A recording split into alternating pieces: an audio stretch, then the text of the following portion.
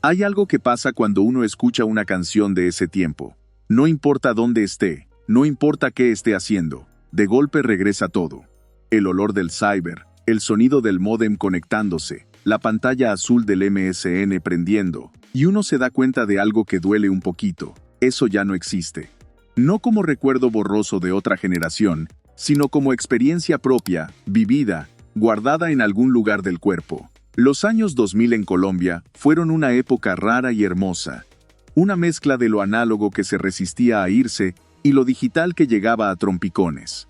Y lo peor es que muchas de las cosas que definieron esos años desaparecieron tan rápido que casi no hubo tiempo de despedirse. Lo que viene son 15 de esas cosas, las que no vuelven. El Nokia que sobrevivía todo menos el tiempo. Era un ladrillo, literal, un rectángulo de plástico duro que cabía en cualquier bolsillo y que podía caerse desde un segundo piso sin quebrarse. El Nokia de esa época era el celular de casi todo Colombia que pudo acceder a uno, y tenerlo era una transición de vida. Significaba independencia, significaba que ya se podía coordinar sin depender del teléfono fijo de la casa. La batería duraba días. Los juegos eran 3, y siempre eran los mismos. Pero el de la serpiente se jugaba con una dedicación que hoy sería difícil de explicar.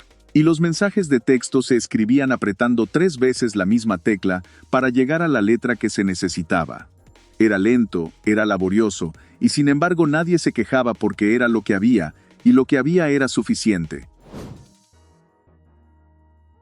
La firma de MSN, que lo decía todo sin decir nada. ¿Cuánto tiempo se gastaba eligiendo la frase de estado del Messenger? Era una ciencia aparte, una declaración de intenciones, una indirecta, un fragmento de canción, una frase filosófica sacada de quién sabe dónde. La firma del MSN era la primera red social real que tuvo mucha gente joven en Colombia, aunque nadie la llamara así todavía. Uno cambiaba la firma y sabía que alguien la iba a leer, que alguien iba a entender a quién iba dirigida. Era comunicación cifrada en texto plano, y había toda una gramática emocional detrás de los colores del nick, del estado ocupado que en realidad significaba disponible para la persona correcta, y del estado invisible que era la forma más honesta de estar sin estar. El cyber que olía a fritanga y a descubrimiento. En muchos barrios de Colombia, el cyber era el portal. No importaba si vivías en Bogotá, en Pereira, en Montería o en un municipio intermedio. El cyber era el lugar donde se entraba al mundo. Una fila de computadores de escritorio, sillas plásticas, un ventilador de techo que no alcanzaba a todos, y una tarifa por hora que se negociaba a veces con el dueño si uno era cliente frecuente. Se hacían tareas, se chateaba, se bajaba música, se jugaba en red, y todo pasaba al mismo tiempo. En ese cuarto pequeño donde sonaban 10 canciones distintas, desde 10 parlantes distintos, y nadie protestaba porque así era. El cyber no era solo un servicio. Era un espacio social que hoy no tiene reemplazo exacto. El CD, pregrabado que llegaba en funda plástica sin carátula. Antes de que la música estuviera en la nube, estaba en el CD pirata que vendían en San Andresito, en el semáforo, en la tienda del barrio.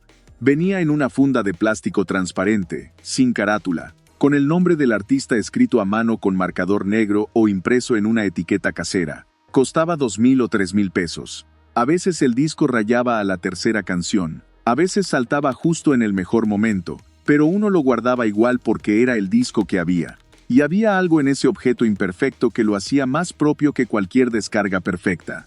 Si esto te pega, espérate porque lo que sigue era todavía más de ese tiempo.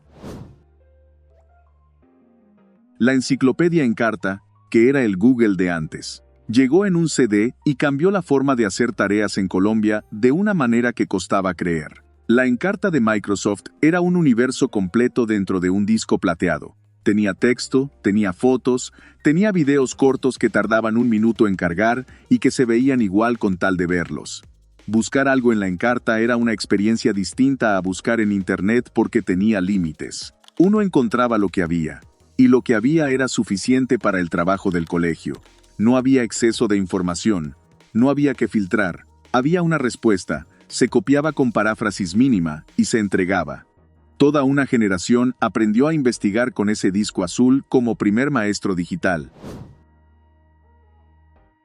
El álbum físico que se compraba por una sola canción. En los 2000 todavía se compraban álbumes. No canciones sueltas, no playlists, álbumes completos, en físico, con carátula, con letras adentro y con esa lista de canciones que se leía de arriba a abajo mientras el disco sonaba. Y muchas veces uno compraba el álbum por una sola canción que había escuchado en la radio o en el bus. Llegaba a la casa, lo ponía y descubría que las otras canciones también eran buenas, o que no lo eran tanto, pero que igual valían el viaje. Era una forma de relacionarse con la música que tenía paciencia adentro. Una paciencia que el streaming fue reemplazando sin que nadie votara por ese cambio.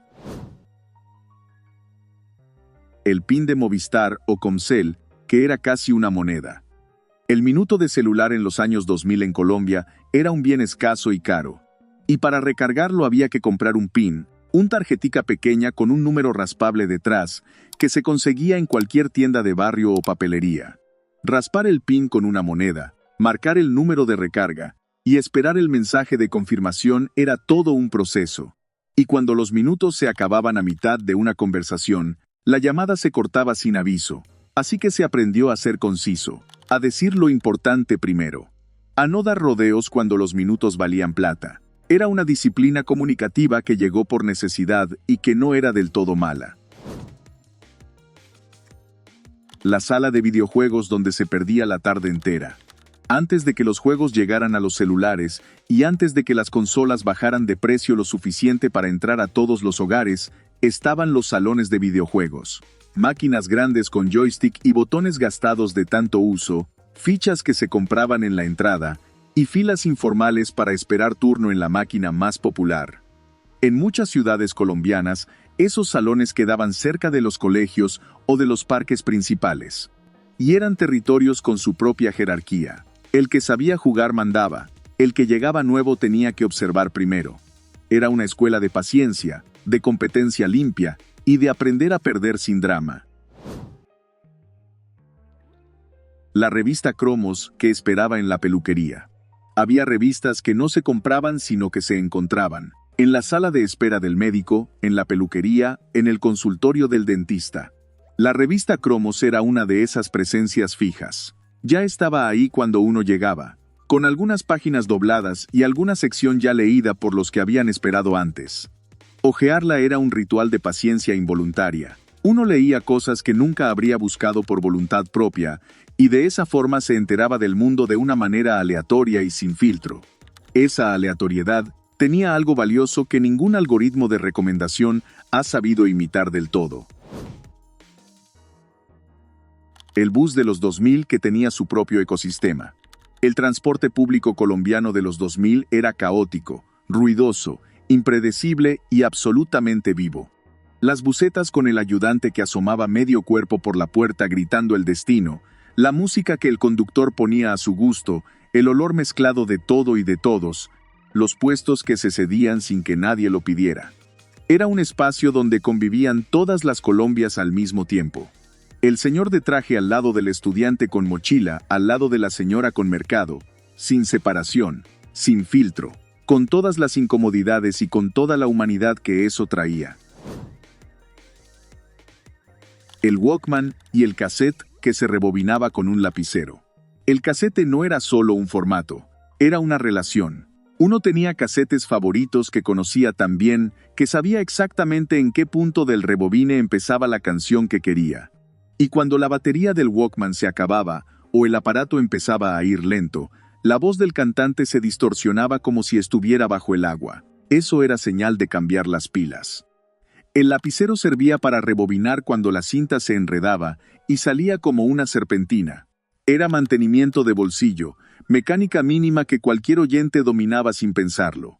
Una intimidad con el objeto que el streaming nunca ha podido generar.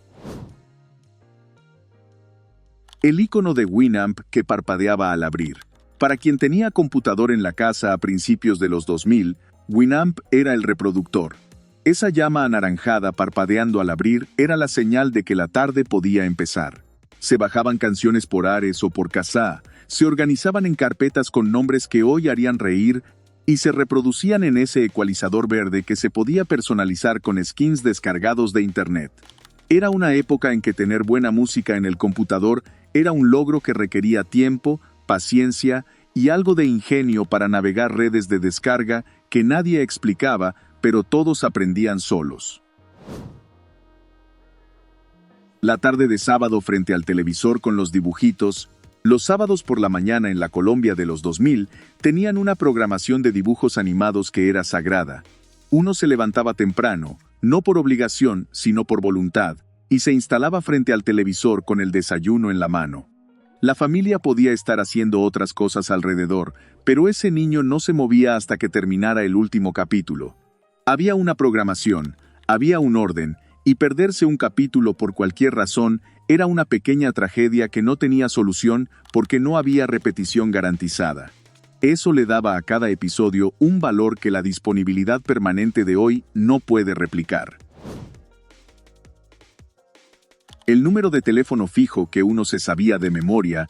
Había una época en que uno se sabía de memoria 5, 8, 10 números de teléfono, el de la casa propia, el de los abuelos, el de los amigos más cercanos, el de la pizzería del barrio. Esa memoria era activa, usada, necesaria. Hoy casi nadie sabe de memoria el número de su mejor amigo. Está en el contacto, está guardado, está a un toque de distancia. Y sin embargo, si se pierde el teléfono, se pierde también ese acceso. Antes no. Antes, el número estaba adentro, en algún lugar entre el hábito y el afecto, porque las cosas que se usan todos los días terminan quedándose. Y quedarse, de alguna forma, era la forma más sencilla de decir que importaban.